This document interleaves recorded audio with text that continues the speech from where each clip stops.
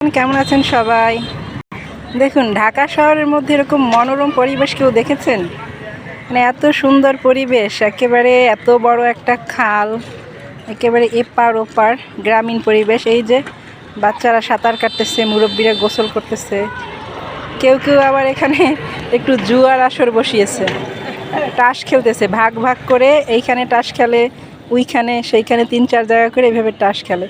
এটা সম্ভবত বেদে পাড়া, অর্থাৎ বৌদ্ধরা থাকে, ওই যে সিঙ্গা লাগায় যারা, ওই যে দেখা যাচ্ছে কিছু মহিলারা ঘরের ওই সাইডে বসে বসে, এখানে সব বেদেরা থাকে আর কি, যারা আমাদের সিঙ্গা টানে, বাতের ব্যথা বিভিন্ন কিছু দূর করে।